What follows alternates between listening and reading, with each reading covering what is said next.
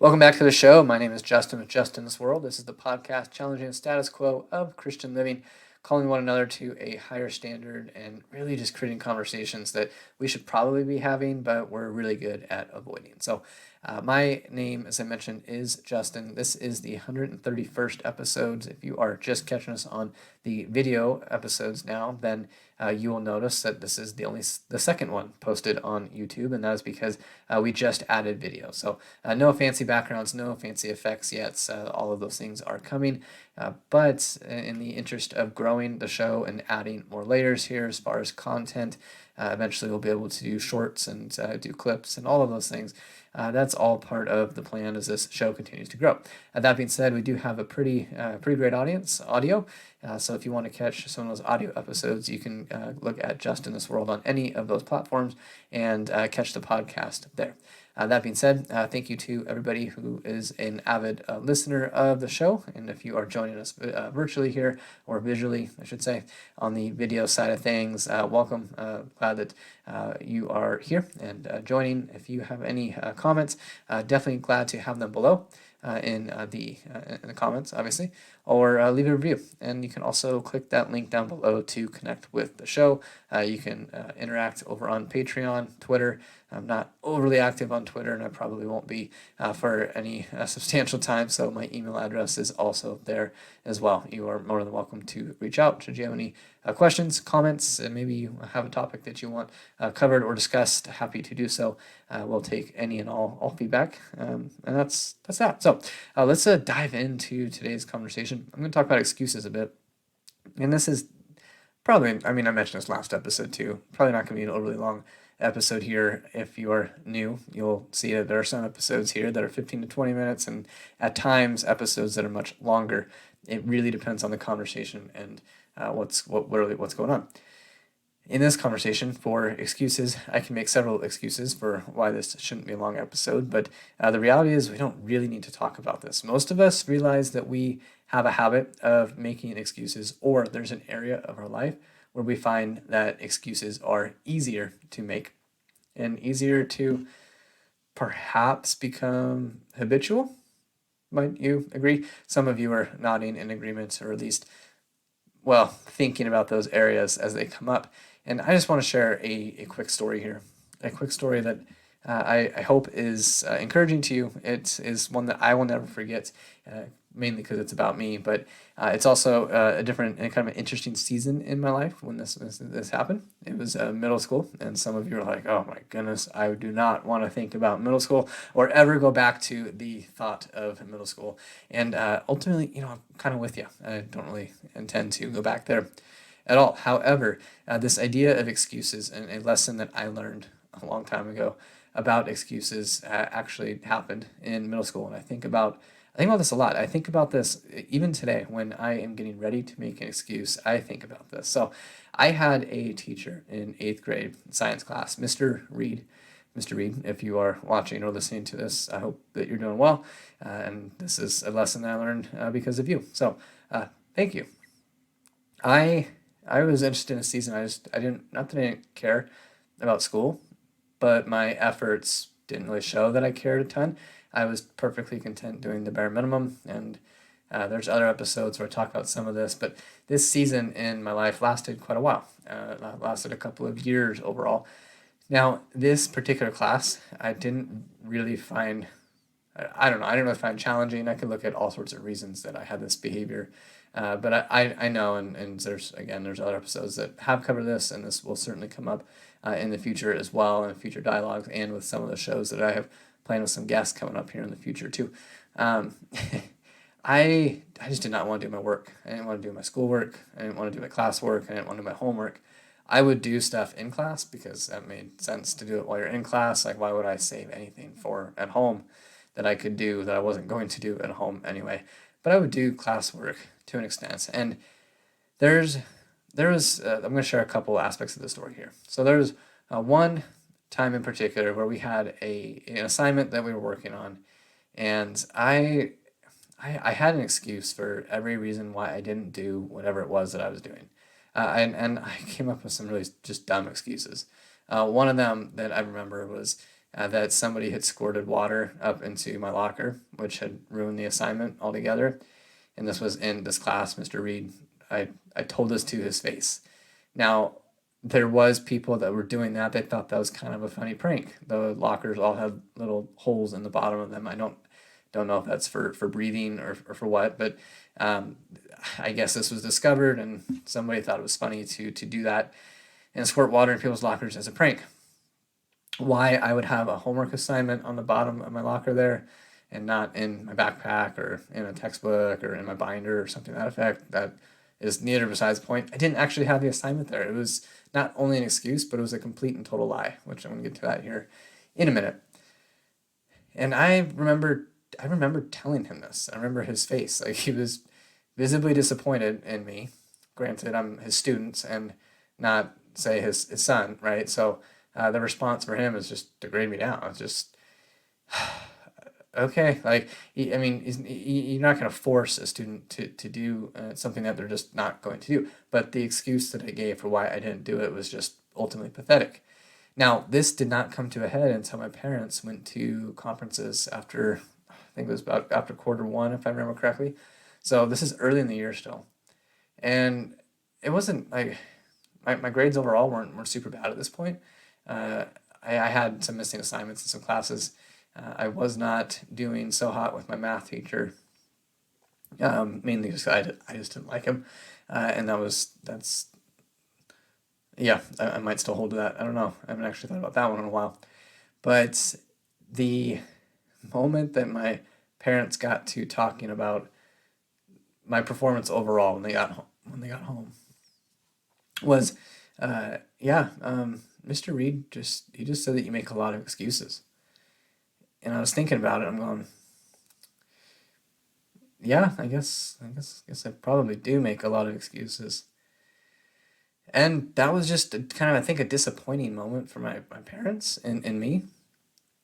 And I still think about that. I still think about that when I start to or I want to make an excuse for something, even to this day. And it's been many years since then.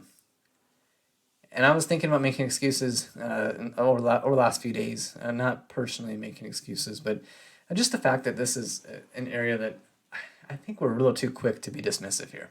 Not of the fact that people make excuses. We're really on top of it when other people make excuses and they're not what we want to hear. We're happy to call that out, or at least think about it, or at least talk about them behind their back. But we'll give ourselves permission to make all sorts of excuses. In fact, we'll make a habit out of it, and that habit turns into something that grows in our life, and it's not a good thing. It's not a good thing to build a habit of making excuses and always coming up with an excuse for something, or giving yourself permission to get off easy on something. That's where excuses they tend to erode and kind of just dismantle altogether character. They dismantle who you are, your person, and you start to identify with these excuses. You start to identify with the things that you're trying to hide from, or give yourself a path away from, I suppose, or give yourself permission to be lazy, to be less than your best, to be complacent, and to ultimately just give in to probably the comforts and the ease of what your life is today, despite the fact that you might be creating hardship for yourself later by choosing that easy path today. Now, our excuses, I mentioned that mine were lies before. When we deliver excuses to other people, we've got to be really, really clear with the fact that more than likely what we're sharing is not the actual truth to begin with.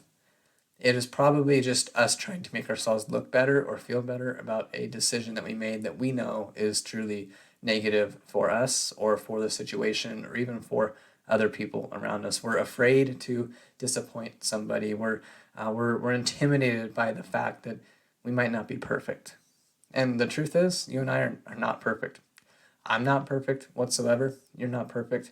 And that's an unfair expectation to place on ourselves. However, to give ourselves the permission to make excuses for our lack of effort, that's not okay.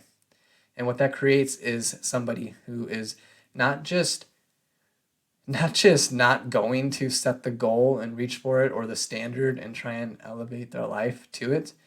They're just not even going to set the standard at all. They're not going to set the goal at all. They're going to become less and less goal oriented. You will find yourself, if you're somebody who habitually makes excuses for things, your lack of performance, etc., you will find yourself start to downgrade the goals and your aspirations in life altogether. You will lower your standards to a point where you will become okay with something that you probably wouldn't have been okay with in the past. And this is going to start in the things that you deem as not as necessary. So perhaps it is in your physical health and performance. If you don't need those things for your day-to-day job, for instance, then you might go from being fit and healthy to not fit and healthy over time. You may have heard this phrase, dad bod, etc. That that whole mentality. Oh, I became a dad, started putting on weight, for instance. Total excuse. It's a total excuse. Yeah, becoming a dad takes more time.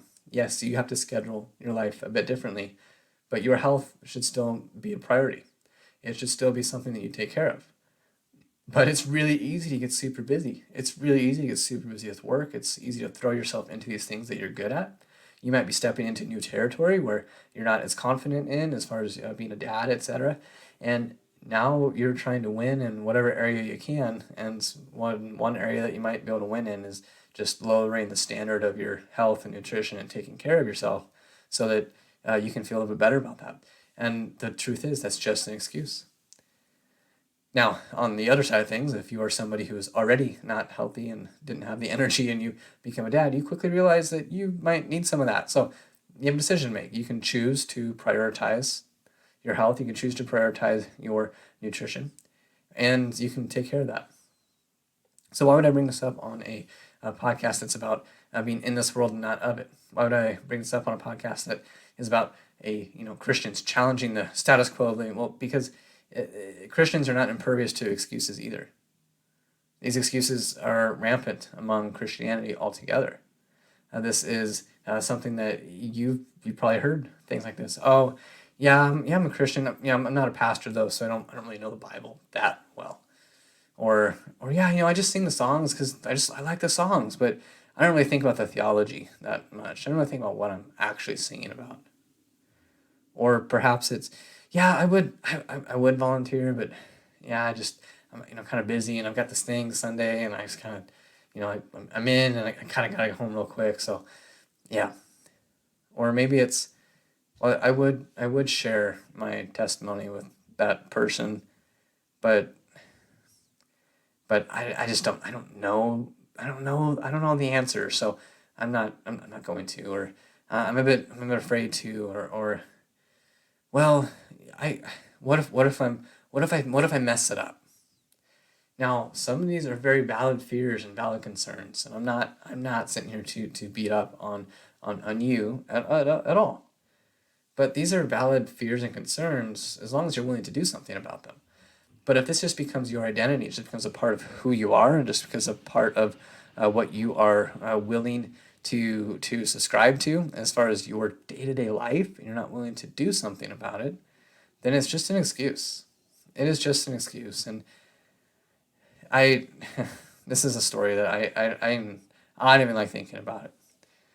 But I was having a conversation with a good friend of mine, a good friend, and he brought up this idea and kind of a fear they had. And I think he read it in a book, and it was just kind of a challenging thought that he had. And he was like, "Yeah, I've been thinking about this lately. So if I was to live next to my neighbor for 6, 7, 8 months, let's say, and we over the 6, 7, 8 months, our relationship started getting closer and closer. We started doing dinner regularly together because we're neighbors and it's convenient. We started catching the game together or doing backyard barbecues, and our relationship started to get really really great. And then after like 8, 9 months or so, I share the gospel with him. It'd be awesome, right? Like most of us are like, yeah, like I would love to do that with my neighbor, absolutely. And what if the response was, well, why are you just now telling me this? You're telling me this news that is a life or death circumstance, a life or death situation, and it's been 8 months. We've known each other for 8 months. If you knew this 8 months ago, did you know this 8 months ago? Well, yeah, I've known this all my life. Well, why didn't you share with me? Why didn't you share this truth with me? Now, that is a bit of an extreme example, a bit of an extreme response there.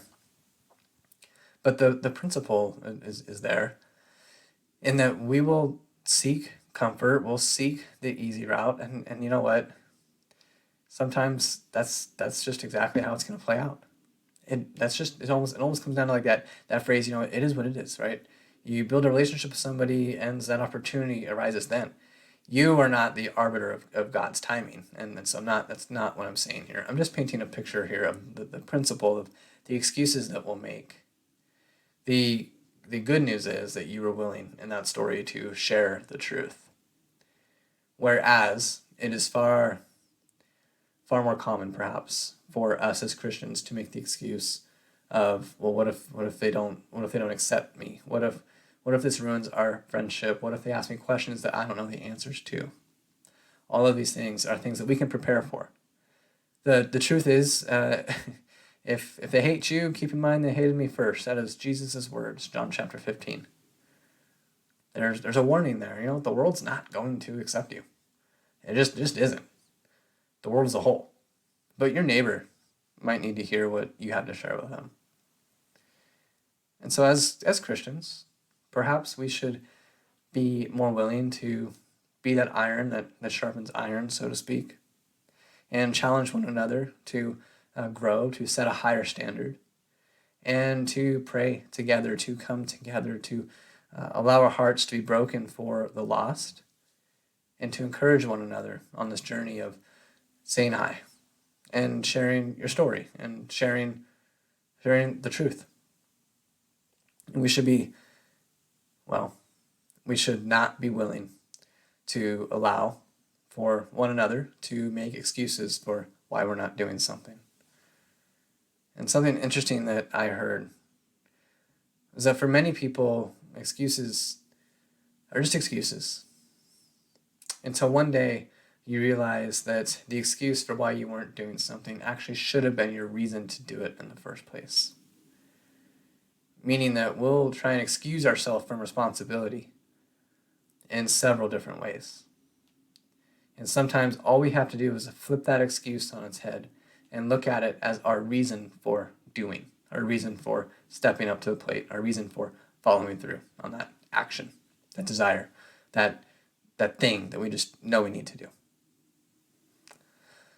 So what can you do? So that is a great question. That's an awesome question. I would encourage you to think about, are there any areas of my life where I'm continually making excuses for falling short, or I'm making excuses for lowering that standard? Am I not showing up in some area of my life? And just take some time and think about that. Let's be a little bit critical about that thing. What is it? Like, think about it. Pray about it. Actually, maybe even talk about it with a trusted confidant, brother or sister in Christ that can and will be an honest and truthful sounding board for you. And take a moment to do some investigation for yourself and decide, hey, is this something that I am just giving myself the easy pass on? Or do I need to take care of this? Do I need to change something in my life? Do I need to change a perspective that I have on this so that I can do something about it? So I can step up to the plate, so I can rise to the occasion, so I can lift the standard, so I can raise the standard here and follow through and allow perhaps an excuse that I've been making become my reason for actually following through and doing whatever that thing is that you need to do. So with that, I hope that you got some value out of today's episode. If you did, please feel free to like, share the show, and looking forward to catching you on the next episode.